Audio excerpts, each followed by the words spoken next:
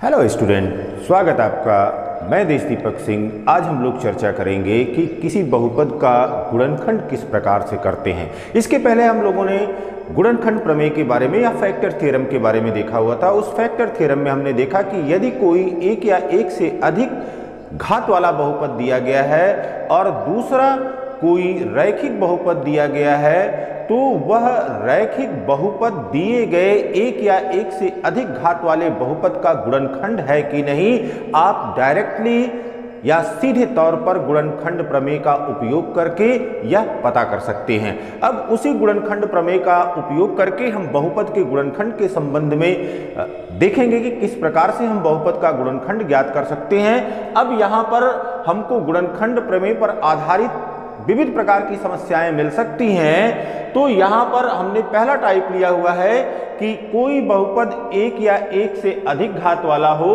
और उस बहुपद में एक अज्ञात राशि दी गई हो, साथ ही साथ बहुपद का एक गुणनखंड यदि दिया गया हो, तो किस प्रकार से हम अज्ञात राशि का या अननोन वैल्यू जो उसमें दी गई है उस अननोन वैल्यू का मान आप निकालेंगे।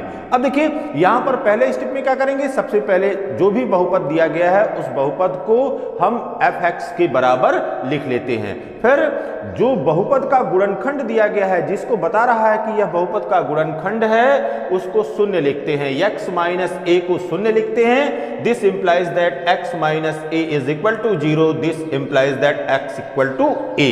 ये काम कर लेंगे।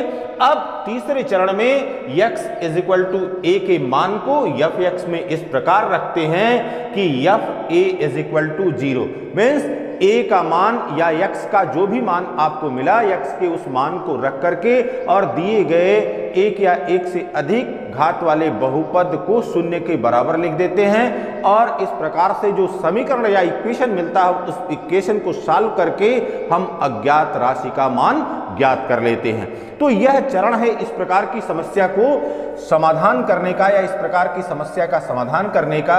अब यहाँ पर एक उदाहरण के रूप में हम लेते हैं कि यदि कोई बहुपद हमको दिया गया है इस प्रकार से, जैसे यहां पर हमने एक बहुपद दिया गया है x square plus px minus 30 is equal to x minus 5 into x plus 6।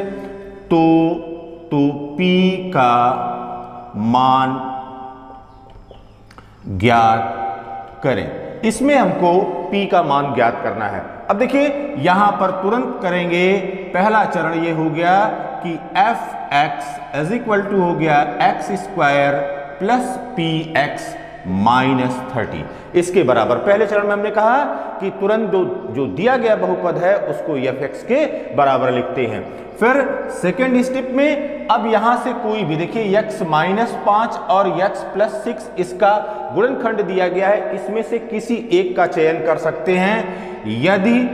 यदि x minus 5 is equal to 0, this implies that x is equal to 5। x equal to 5 हो गया। अब ये पता चल गया कि x का मान क्या रखेंगे। अब तीसरे चरण में हम ये करेंगे कि f(5) इज इक्वल टू 0 कर दें। f(5) इज इक्वल टू 0 कर दें। इसका मतलब है कि x square plus px minus 30 is equal to, अब यहां पर इज इक्वल टू 0। अब यहां पर देखिए बेटा x का मान कितने के बराबर मिला, 5 के बराबर। तो ये हो गया 5 का स्क्वायर प्लस, अब यहां पर हो गया p into 5 minus 30 is equal to 0। अब ये हो गया 25 प्लस यहां पर 5p minus 30 is equal to 0। पक्षांतर कर दीजिए, 5p इज इक्वल टू, अब ये माइनस 30 इधर आया, प्लस 30 हो गया। यहां पर प्लस 25 है, इसने साइड चेंज किया, ये हो गया माइनस। तो 5p इज इक्वल टू हो गया 5, क्योंकि 30 में से 25 घटा तो 5 आ गया, इसलिए p इज इक्वल टू हो गया 5 divided by 5 is equal to 1। इसलिए जो अज्ञात राशि थी उस अज्ञात राशि का मान कितने के बराबर हो गया, 1 के बराबर हो गया। फिर देखिए इसी प्रकार से अगर हम इसके गुणनखंड को लेकिन x plus 6 is equal to 0 है, तब यहां पर क्या होगा, x plus 6 is equal to 0।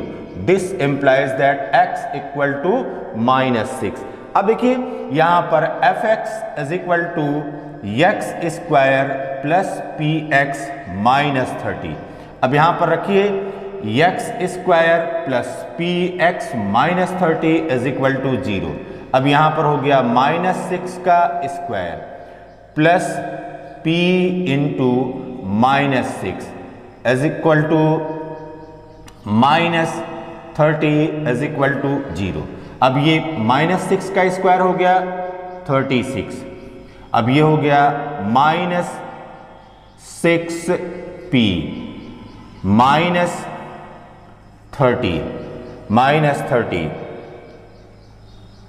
Is equal to यहां पर हो गया 0। अब देखिए बेटा, इसलिए -6p इज इक्वल टू हो गया, यहां पर हो गया, पक्षांतर कर दीजिए माइनस, तो ये हो गया +30 और ये हो गया -36। -6p इज इक्वल टू हो गया -6, इसलिए p इज इक्वल टू हो गया -6 डिवाइडेड बाई -6। ये माइनस से माइनस कट गया, ये आ गया 1, तो p इज इक्वल टू यहां पर 1 आ गया। तो इस प्रकार से जो भी बहुपद में अज्ञात राशि होती है, उस अज्ञात राशि का मान बड़े आसानी से हम निकाल सकते हैं।